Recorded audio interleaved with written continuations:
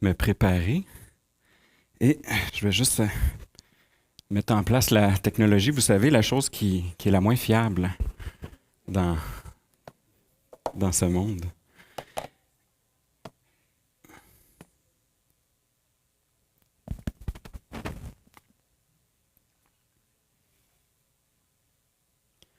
Alors, j'espère que vous allez bien. Je vous souhaite moi aussi la bienvenue et puis que vous soyez frères, sœurs, visiteurs, et bien que cette parole de notre Dieu puisse vraiment nous encourager. Amen. Donc, comme vous le savez peut-être, je suis au début de la quarantaine. La moitié de mon espérance de vie, 40 ans. Si Dieu me réserve encore des jours nombreux sur la terre, cependant. Ça lui appartient. Je ne sais pas pour vous, mais moi, de mon côté, là, je réfléchis de plus en plus souvent au sens des choses que je suis en train d'accomplir dans ma vie. Et je me demande, est-ce qu'elles ont une valeur suffisamment bonne, ces choses-là que je fais? Et suffisamment bonne face à quoi? Face aux besoins de mon entourage, vous incluant ma famille, puis mon travail, puis tout ça. Face à mes vrais besoins à moi aussi. Je suis en train de prendre soin de moi ou de me dilapider? Et face à l'éternité, face à ce que Dieu veut. Et en préparant le temps qu'on passe maintenant dans le récit de la crucifixion de Jésus, dans le chapitre 19 de l'Évangile de Jean, eh bien, j'ai réalisé qu'on a besoin de réfléchir à nos volontés pour les corriger, pour qu'elles puissent s'aligner là, de mieux en mieux avec ce que Dieu veut pour nous, sa volonté. On a besoin de se disposer à les vivre aussi pendant qu'on en a encore les capacités.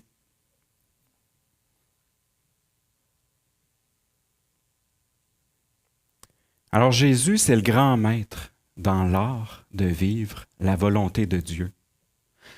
Quand on regarde son chemin jusqu'à la croix, on voit qu'il cherchait à accomplir toutes les dernières volontés préparées pour lui par son Père.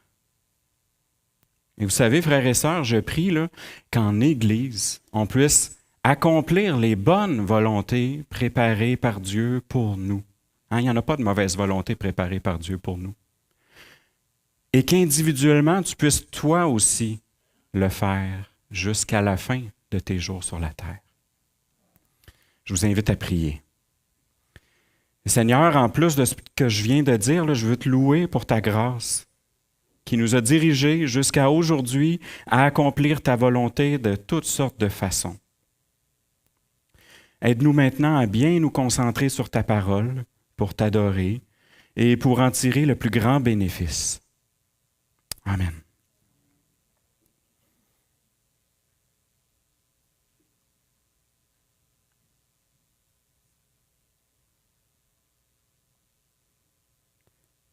Alors maintenant,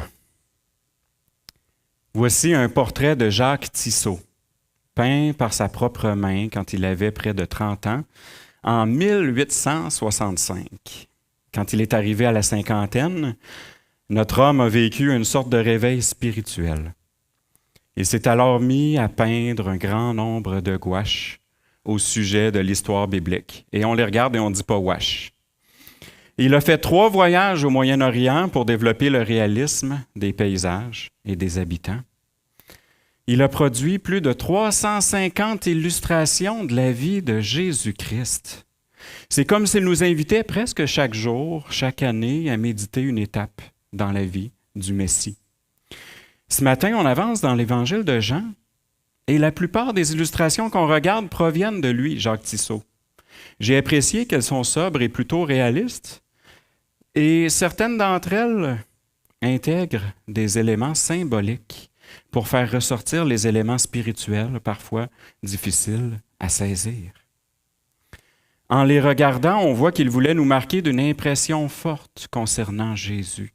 Et ça m'a surpris, ces peintures de Jésus ont assez marqué et impressionné son pays, la France, pour qu'elle lui décerne sa plus haute décoration honorifique, c'est-à-dire l'Ordre national de la Légion d'honneur, qui récompense ceux qui ont rendu des services, écoutez bien, des services éminents à la nation. Ce n'est pas un mot qu'on entend souvent au Québec.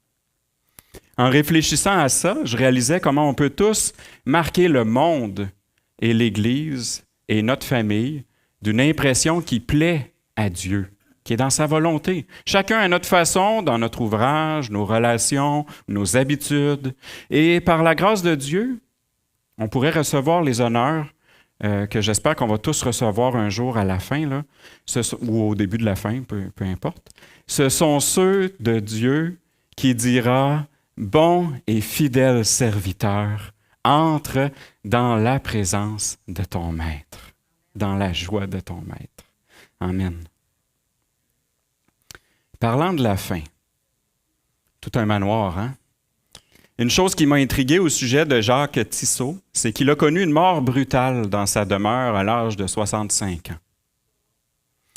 Je ne sais pas à quel point il a fini sa vie selon la volonté de Dieu. Je ne sais pas si on peut voir en lui un modèle de foi.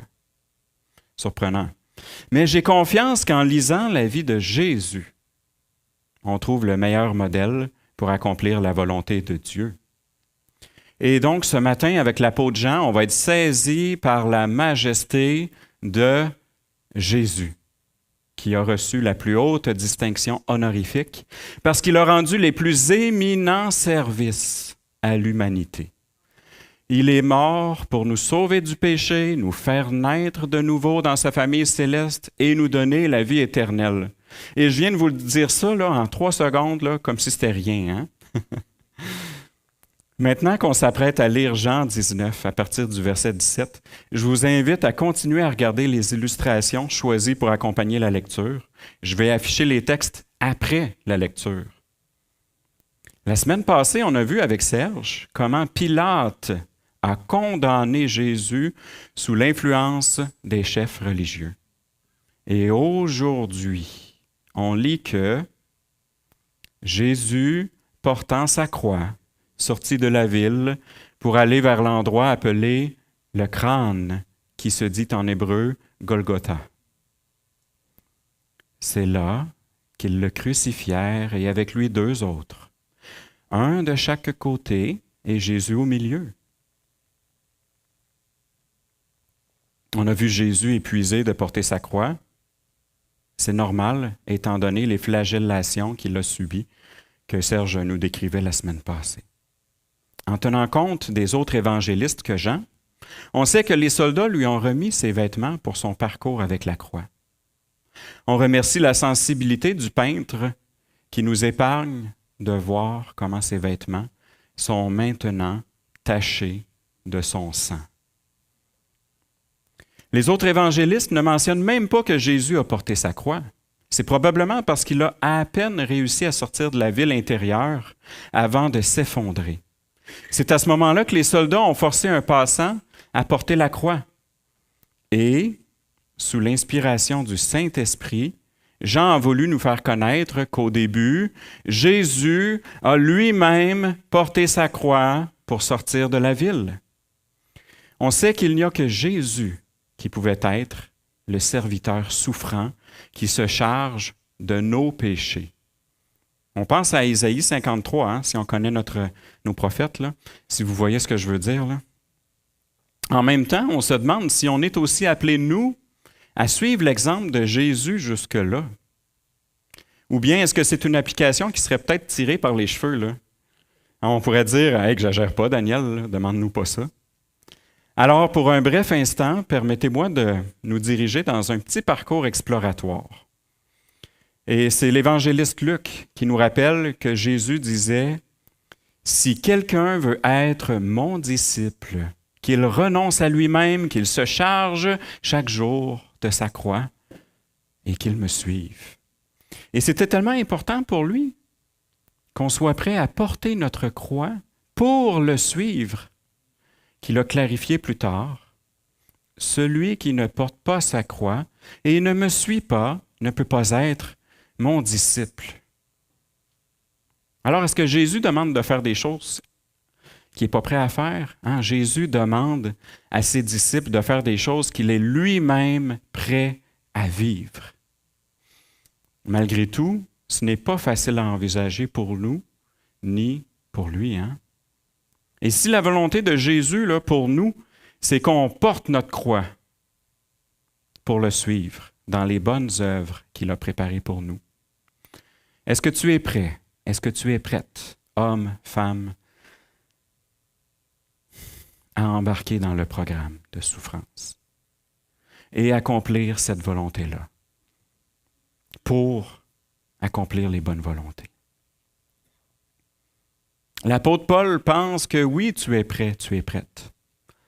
Et il met ça en relief quand il nous dit « Portez les fardeaux les uns des autres et accomplissez ainsi la loi de Christ. » Il nous demande de faire comme Jésus qui a porté nos fardeaux.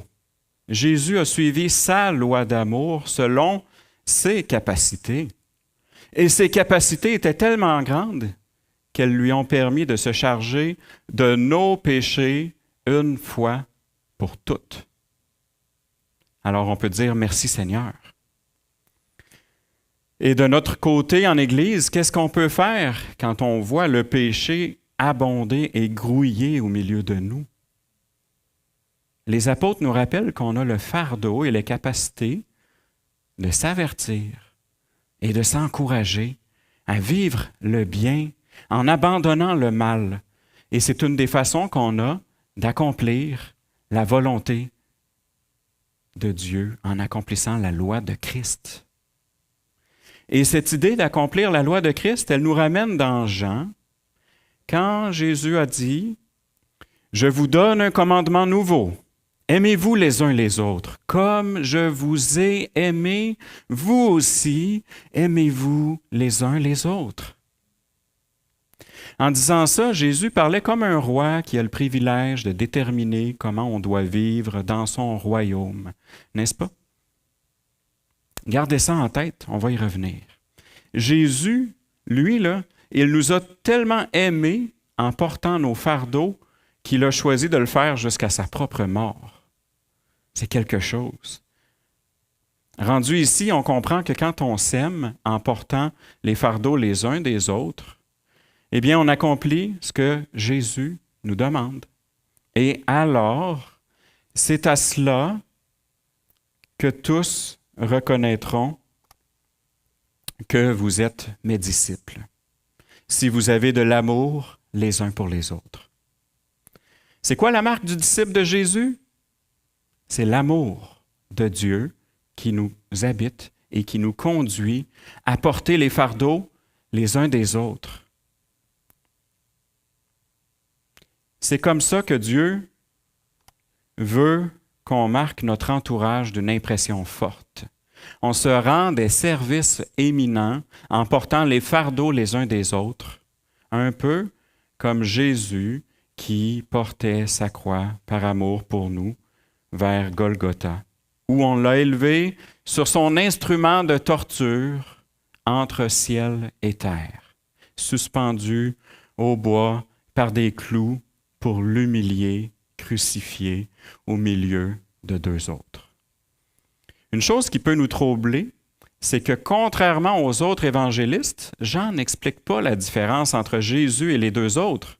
Jésus était maintenant compté parmi les criminels, comme s'il était lui-même comme n'importe quel autre crucifié criminel. Et à cause qu'il avait mené une vie parfaite, c'était humainement injuste de le traiter comme un criminel. Il a accepté de porter le fardeau de souffrance, d'humiliation et d'injustice, et même la colère de Dieu contre nos péchés pour nous en sauver de nos péchés.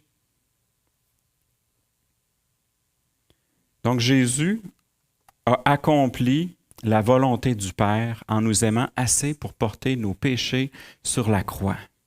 Et ça nous interpelle. En réponse, on peut se dire, avec l'aide de Dieu, j'accomplirai sa volonté d'aimer assez sa famille pour porter les fardeaux de mes frères et sœurs. On va prier à plusieurs reprises durant le reste du message. Je vous invite donc à prier maintenant. Seigneur, merci pour ton grand amour comme on vient d'en parler. Merci de nous aider à vivre l'amour que tu demandes à tes disciples. Merci de pardonner, nos manquements collectifs et individuels. Fais de nous une Église de gens qui accomplissent ta volonté en nous aimant assez pour porter les fardeaux les uns des autres. Amen. Maintenant, après Jésus, c'est au tour à quelqu'un d'autre d'accomplir la volonté de Dieu. On lit ça dans les versets 19 à 22. Pilate rédigea aussi un écriteau qu'il plaça sur la croix. Il y était écrit « Jésus de Nazareth, le roi des Juifs ». Beaucoup de Juifs lurent cette inscription parce que l'endroit où Jésus fut crucifié était près de la ville. Elle était écrite en hébreu, en grec et en latin.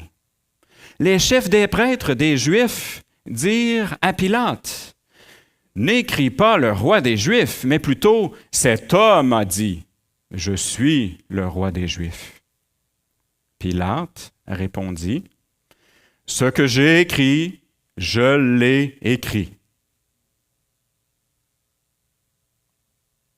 Ce qu'on vient de lire, c'est une réaction face à l'inscription qui déclare que Jésus est le roi des Juifs. Il n'y a que l'apôtre Jean qui en parle de cette réaction-là des chefs. Donc Jean nous montre encore une fois comment les chefs du peuple ont refusé d'accueillir le roi du peuple. Dans les mots de Jean, Jésus est venu chez les siens et les siens ne l'ont pas accueilli. C'est le choix des chefs de son peuple. S'ils avaient atteint leur objectif, personne n'aurait accueilli Jésus. Donc, c'est là la réaction des chefs à l'époque. Et aujourd'hui, laissez-moi vous dire que la royauté de Jésus, elle est encore pertinente, n'est-ce pas? Face à lui, on a chacun une réaction et un choix à faire. Est-ce que c'est le bon? Vas-tu accomplir ce que Dieu te demande en accueillant Jésus pour qu'il gouverne ta vie? Excusez-moi pour les émotions. C'est pas que je m'excuse, mais je vais pas vous faire pleurer. L'apôtre Jean a écrit son évangile pour nous encourager à faire comme certains autres qui étaient disposés à accueillir le roi. Nathanaël s'est exclamé « Maître, tu es le Fils de Dieu, le roi d'Israël ». Les Samaritains, eux, ont cru en Jésus en disant qu'il est vraiment le Messie, le Sauveur du monde.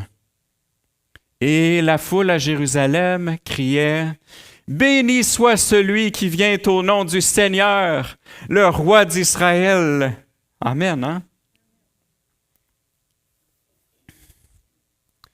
Donc, ce sont quelques exemples de réactions meilleures, si on peut les garder dans nos vies, jusqu'à la fin. Que Jésus soit notre roi. C'est ironique, d'un autre côté, que Pilate n'a écrit qu'une partie de la vérité. Jésus avait toutes les lettres de noblesse pour être le roi terrestre des Juifs. Mais en plus, il est aussi appelé à être le roi céleste du monde entier. Encore aujourd'hui, jusqu'au retour de Jésus, tu peux accepter d'accueillir Jésus comme ton roi céleste et devenir ainsi citoyen des cieux avec nous. Est-ce que ça paraît prétentieux de dire citoyen des cieux avec nous? Mais non, c'est ça. Et c'est la seule citoyenneté qui va compter au jour de ta mort, cette citoyenneté des cieux. Donc Jésus n'est pas juste le roi des Juifs, mais le roi céleste. Regardez comment l'Apocalypse est connecté à notre passage. On lit qu'il y avait de nombreuses couronnes sur sa tête. Il était habillé d'un vêtement trempé de sang. Son nom est la parole de Dieu et les armées célestes le suivaient, montés sur des chevaux blancs et habillés d'un fin lin blanc et pur. Il portait sur son vêtement et sur sa cuisse un nom écrit « Roi des rois et Seigneur des seigneurs ». Voyez-vous le roi céleste, le roi des rois, qui porte plusieurs couronnes, qui est suivi par ses armées célestes, lui dont les vêtements sont trempés de quel sang? Son sang, parce qu'il nous a sauvés au prix de sa vie. Et le roi Jésus-Christ, on l'appelle aussi le Fils, la lumière et la parole de Dieu. Et il ne faut pas juste le voir, il faut aussi croire en lui.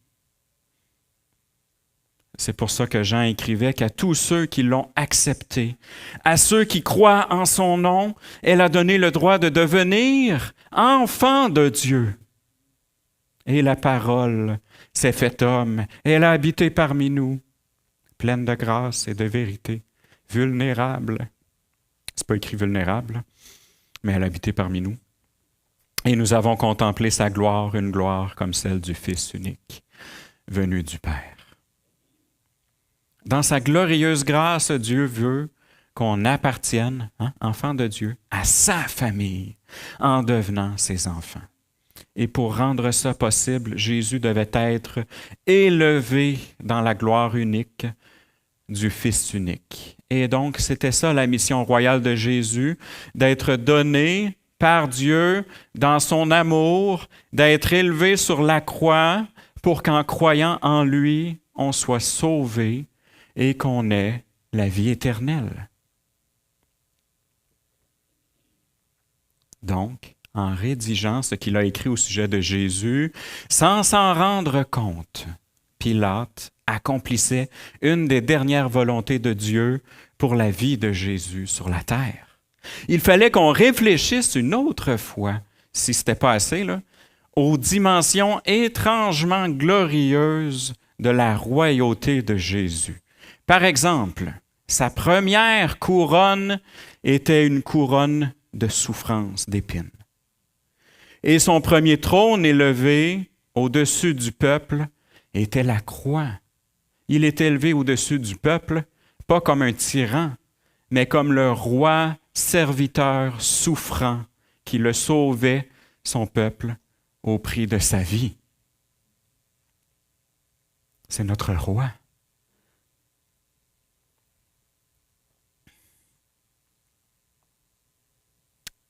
Le roi Jésus a accompli la volonté du Père en donnant sa vie pour nous sauver. Et ça nous interpelle, n'est-ce pas? En réponse, est-ce que tu veux dire avec moi, avec l'aide de Dieu, j'accomplirai sa volonté en laissant mon roi Jésus régner sur ma vie. Et puisque j'en sais plus que Pilate au sujet de Jésus, je reconnais qu'il est Jésus de Nazareth, le roi des rois, et je déclare solennellement qu'il est aussi Jésus de Nazareth, le roi de ma vie. Amen. Prie avec moi. Jésus, roi des rois, tu m'as servi en donnant ta vie pour me sauver de la mort que je mérite à cause de mes péchés. Tu es digne de gouverner ma vie. Sois le roi de ma vie. Merci parce que tu as tout pouvoir à ta disposition et tu donnes la vie éternelle à ta famille. Dirige-moi, fortifie-moi pour que je vive d'une façon qui te plaît. Amen. C'est quand même spécial que le roi doive mourir pour sauver son peuple. On va y revenir plus tard à cet aspect-là. Pour l'instant, en mettant un terme aux étapes de sa vie de roi serviteur, d'autres dernières volontés devaient s'accomplir. En voici maintenant une étrange qui concerne les soldats, au versets 23 et 24. Après avoir crucifié Jésus, les soldats prirent ses vêtements et en firent 4 parts, une pour chaque soldat. Ils prirent aussi sa tunique, qui était sans couture, d'une seule pièce depuis le haut jusqu'en bas. Ils se dirent entre eux, « Ne la déchirons pas, mais tirons au sort pour savoir à qui elle sera. » C'est ainsi que s'accomplit cette parole de l'Écriture. Ils se sont partagés mes vêtements et ils ont tiré au sort mon habit. Voilà ce que firent les soldats. Donc, les soldats ont accompli les paroles de l'Écriture sans même s'en rendre compte, comme Pilate. Et si on regarde le passage biblique qui a été cité, on voit que le partage et le tirage au sort des vêtements qui avait été écrit au psaume 22, eh bien, c'est accompli. Mais est-ce que c'est juste pour ça que Jean met l'emphase là-dessus, le partage des vêtements? Est-ce que c'est tout? Eh bien, la réponse, c'est non. Jean veut qu'on réalise que Jésus remplit les conditions du serviteur souffrant du psaume 22. Il fait beaucoup plus de choses dans le psaume 22 que juste se faire partager ses vêtements. Il est injustement et terriblement rejeté de toutes sortes de façons. Il persévère dans les souffrances et il pourra un jour sauver les nations en régnant sur elles. Dites-moi, qui peut faire ça aujourd'hui dans notre monde, sauver les nations en régnant sur les nations? Aucun de nos dirigeants d'aujourd'hui, est-ce qu'on va se mettre à nommer des noms? Aucun de nos dirigeants d'aujourd'hui n'est qualifié. Et à l'époque, le roi David qui a écrit le psaume n'était pas qualifié non plus pour une si grande œuvre. Jean nous dit que c'est Jésus qui continue d'accomplir les étapes du psaume 22. On est rendu au partage des vêtements, mais si on lit le psaume jusqu'à la fin, ça va continuer de s'accomplir. On n'a pas besoin de désespérer de voir Jésus crucifié et mourir. L'œuvre continue, le plan de Dieu. Il y a plusieurs mois, on a vu dans notre série sur l'Évangile de Jean que Jésus avait déjà aimé ses disciples à l'extrême, en enlevant ses vêtements comme un serviteur pour leur laver les pieds et les purifier. Et ici, ce sont les soldats qui ont enlevé ses vêtements tachés de sang, pendant que Jésus est en train de persévérer dans son rejet injuste sur la croix pour nous purifier en nous lavant de nos péchés. Et grâce à lui, on peut dire que nos vêtements seront propres pour la vie éternelle quand Jésus va revenir établir son règne final, comme au psaume 22, un règne d'une pureté parfaite. Face à tout ça, on peut louer Dieu pour son amour et sa puissance incroyable. Est-ce que Jésus nous invite à faire quelque chose de semblable pour le suivre? Comme on l'a dit tantôt en se référant aux lettres des apôtres, on sait que Jésus veut qu'on serve nos frères et sœurs pour les aider à vivre une vie pure, en veillant à se soumettre au règne de Jésus jusqu'à son retour. Et si on fait ça dans notre société québécoise aujourd'hui, vivre des vies pures, soumises au règne de Jésus, on peut avoir l'air pas mal différent du monde et ça peut nous conduire à vivre des fois du rejet ou du découragement. Nos familles qui ont des adolescents, elles peuvent lutter pas mal avec ça, n'est-ce pas? Eh bien, je dirais qu'on peut prier que Dieu nous aide à persévérer et à porter le fardeau de nos différences malgré le rejet du monde, qui ne comprend pas que nos différences, elles sont bonnes. Jésus a accompli la volonté du Père en nous aimant assez pour être le serviteur qui nous purifie pour son règne à venir. Et ça nous interpelle. En réponse, avec l'aide de Dieu, j'aimerais dire, j'accomplirai sa volonté en aimant assez mes frères et sœurs pour les servir, en veillant avec eux, avec elles, pour les aider à vivre une vie pure. Prions.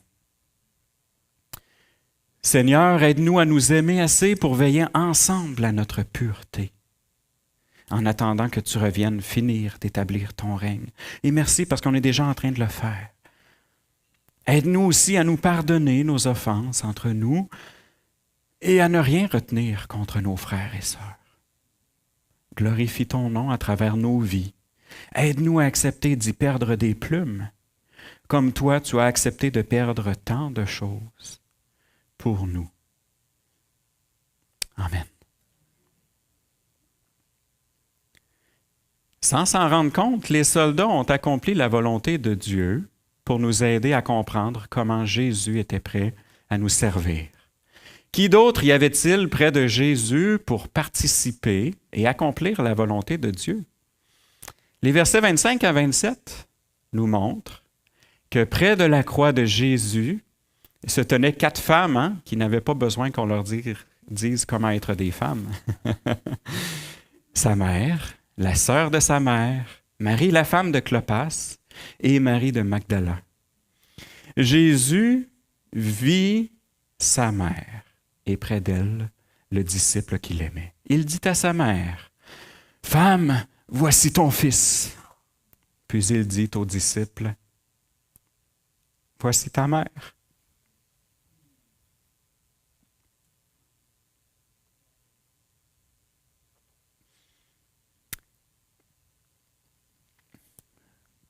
Je ne sais pas toujours pourquoi j'ai des émotions comme ça. Dieu nous touche. Et donc, dès ce moment-là, le disciple l'a pris chez lui.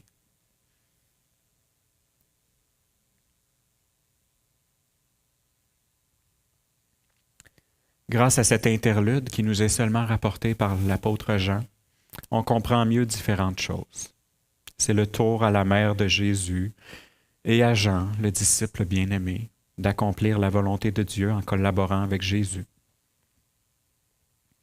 La dernière fois qu'on a vu la mère de Jésus parler avec Jésus dans l'Évangile de Jean, c'était au début, aux noces de Cana, quand il a changé l'eau en vin. Ça nous surprend toujours un peu comment Jésus avait pris des distances face à sa famille naturelle. Ces dernières années, il avait fondé une nouvelle famille spirituelle. Et on sait qu'éventuellement, ses frères naturels, qui ne croyaient pas en lui, ont fini par croire après sa résurrection. Amen. Gloire à Dieu. En parallèle, Jésus s'était préparé des frères et sœurs spirituels qui peuvent légitimement prendre soin les uns des autres. J'aimerais vous dire qu'il y a là un grand mystère pour nous aujourd'hui. Est-ce que tu souffres d'un manque dans ta famille? Cet exemple de Jésus est certainement venu renforcer la conviction des apôtres, basée sur les écrits de l'Ancien Testament et sur ce que Jésus disait. Ils ont écrit à l'Église pour l'encourager à prendre soin des veuves et des pauvres de l'Église. C'est le cœur de Dieu qu'on prenne soin des faibles, des gens en difficulté. Nous, là, on forme ensemble une famille tout aussi importante que celle dans laquelle on est né. C'est ça le mystère en Jésus-Christ. En effet, Jésus a dit qu'il faut naître de nouveau et au final, on finit par comprendre que notre nouvelle naissance nous inclut dans une nouvelle famille. Amen. Tantôt, on a parlé de l'amour que Dieu veut qu'on ait les uns pour les autres. On n'a pas fini d'en parler, hein? Ici, l'auteur nous le rappelle encore dans notre vie pratique. En fait, c'est Jésus qui nous le rappelle. On voit d'ailleurs une grande sensibilité de la part de Jésus pour accomplir toute la loi de l'Ancien Testament en honorant sa mère jusqu'à son dernier souffle. Et je pense qu'on voit là aussi une partie de sa gloire. Il est suspendu depuis peut-être des heures à la croix quand il dit ça. À 2 pas de la mort, Jésus continue d'accomplir les volontés qui lui ont été préparées par le Père. On est aussi content de voir comment le courage des personnes qui se tenaient près de la croix a pu leur permettre d'être exposés aux dernières volontés de Jésus. Et comment Dieu s'en est servi aussi pour nous instruire, nous, aujourd'hui encore, depuis 2000 ans. Il instruit son Église par cela. Jésus a accompli la volonté du Père en fondant une nouvelle famille spirituelle. Et ça nous interpelle en réponse. Est-ce que tu peux dire avec moi qu'avec l'aide de Dieu et de la famille qu'il m'a donnée, J'accomplirai sa volonté en aimant assez mes nouveaux frères et sœurs pour prendre soin d'eux. Prions. Seigneur, merci parce que dans notre vie d'Église, tu nous inspires toutes sortes d'œuvres bonnes pour prendre soin les uns des autres parce que nous sommes une grande famille. Aide-nous à ne pas nous oublier dans notre grand nombre. Dirige-nous pour qu'on soit toujours plus généreux et hospitalier. Merci pour toute cette hospitalité, cette générosité qu'on peut voir. Dirige nos vies pour qu'on grandisse dans ces bonnes œuvres. Amen. Maintenant que l'entourage de la croix a été mobilisé pour accomplir le plan de Dieu, reste-t-il un rôle à accomplir par quelqu'un? Lisons les derniers versets 28 à 30. Après cela, Jésus, qui savait que tout était déjà accompli, dit, afin que l'Écriture se réalise pleinement, « J'ai soif !» Il y avait là un vase plein de vinaigre ou de vin aigre. Les soldats en remplirent une éponge, la fixèrent à une branche d'hysope et l'approchèrent de sa bouche. Quand Jésus eut pris le vinaigre, il dit, « Tout est accompli. » Puis, il baissa la tête et rendit l'esprit.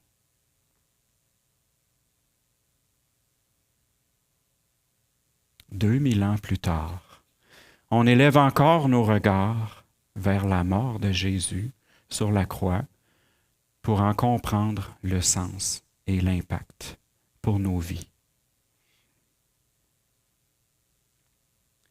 Cette fois-ci, l'écriture qui se réalise pleinement au sujet de la soif et du vinaigre, c'est celle d'un autre psaume, le psaume 69, qui est presque autant insupportable au niveau des souffrances, qui parle de la persécution injuste du serviteur souffrant, encore une fois. Il est persécuté à cause de son zèle pour servir Dieu, par exemple, lorsqu'il a renversé les tables de change là, dans le temple. Il en résulte que les humbles sont délivrés de leur captivité et invités à posséder et s'établir dans des nouvelles demeures construites par Dieu. Dieu fait son nouveau temple en nous jusqu'à la révélation de la nouvelle création. Et ça culmine de cette façon glorieuse. Le ciel et la terre le célèbrent, ainsi que les mers et tout ce qui y vit. Dieu et Jean nous montrent par là que ce qui se passe pour Jésus va mener à l'accomplissement complet du psaume 69. La soif de Jésus nous prépare la délivrance et l'héritage. Jésus a d'ailleurs dit qu'il nous prépare une demeure au ciel. Mais avant ça, il fallait qu'il passe dans les étapes du psaume 69 par la soif sur la croix. Pour parler encore un peu plus de la soif, vous vous souvenez peut-être que Jésus a promis à différentes personnes qu'elles n'auront plus jamais soif quand elles accepteront l'eau qu'il leur offrira. En parlant de ça à la Samaritaine, il a clarifié que ça va nous donner accès à la vie éternelle. Et en parlant de ça à la grande foule qu'il avait nourrie par la multiplication miraculeuse, il a clarifié que ça nous donne la vie éternelle et la résurrection, et ça s'acquiert en croyant en lui. En parlant de ça à la foule à Jérusalem au grand jour de la fête, il a clarifié que l'eau à laquelle il fait référence, c'est en fait le Saint-Esprit qui est donné aux croyants et qui ne peut pas leur être donné avant que Jésus soit élevé dans sa gloire. Donc, par sa soif sur la croix, Jésus nous signale qu'il est élevé sur la croix pour accomplir la volonté du Père de nous envoyer le Saint-Esprit. C'est ça le début de la nouvelle demeure et du nouveau temple. Avec le Saint-Esprit, nous ne serons pas laissés orphelins. C'est ça le début, la fondation de la vie chrétienne. Et c'est glorieux. Ça ne sera pas long avant que le Saint-Esprit, là, dans le reste de l'histoire, qu'on va voir dans les prochaines semaines, va être envoyé aux disciples.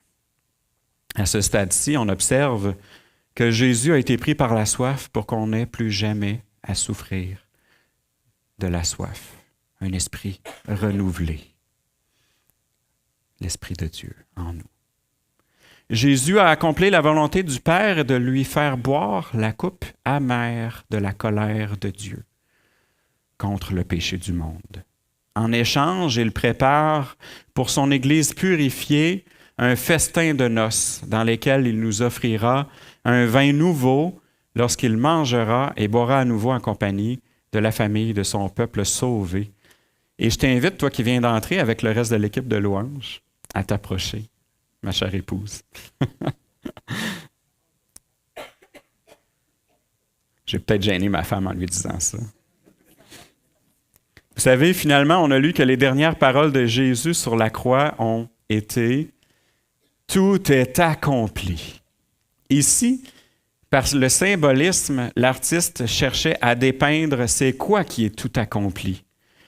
Jésus venait de terminer d'accomplir tous les commandements de la loi de Moïse, et aussi toutes les écritures des prophètes concernant la première venue de Jésus dans le monde. On peut l'adorer pour ses capacités infinies. Il n'y a personne comme lui qui aurait pu entreprendre sa mission et tout accomplir. Jésus a accompli toute la volonté du Père en lui obéissant jusqu'à la fin pour nous habiter du Saint-Esprit. Et ça nous interpelle. En réponse, est-ce qu'on peut dire, avec l'aide du Saint-Esprit qui nous habite et avec l'aide de la famille qu'il m'a donnée, j'accomplirai sa volonté en apprenant à obéir à tout ce qu'il nous a prescrit. Prions. Seigneur, nous te rendons gloire parce que rien n'est égal à tout ce que tu as fait dans ton amour pour nous. Merci de nous conduire à la vie éternelle avec tout ce que ça implique de merveilleux. Merci parce qu'en tant que roi des rois, tu as toute l'autorité requise pour accomplir ta volonté.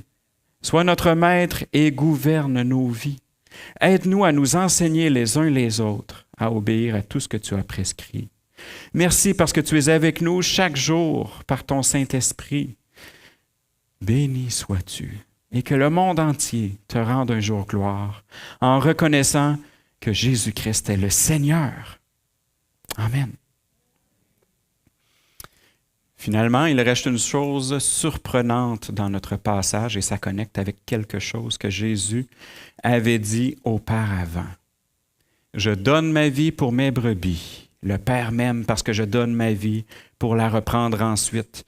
Personne ne me l'enlève, mais je la donne de moi-même. J'ai le pouvoir de la donner, j'ai le pouvoir de la reprendre. Tel est l'ordre que j'ai reçu de mon Père. » Dans toute l'histoire de l'humanité, personne d'autre n'est comme Jésus pour dire qu'il peut donner et reprendre sa vie. En gardant ces paroles en tête, Jésus accomplit les dernières volontés du Père concernant sa mort. Ce Jésus glorieux baisse la tête et pour finir de donner sa vie, il rend activement l'Esprit qu'il sait qu'il reprendra un jour pour le fournir à ses disciples après sa résurrection, comme on le verra dans quelques semaines. Amen. Que le Seigneur vous bénisse, frères et sœurs. Merci, Daniel.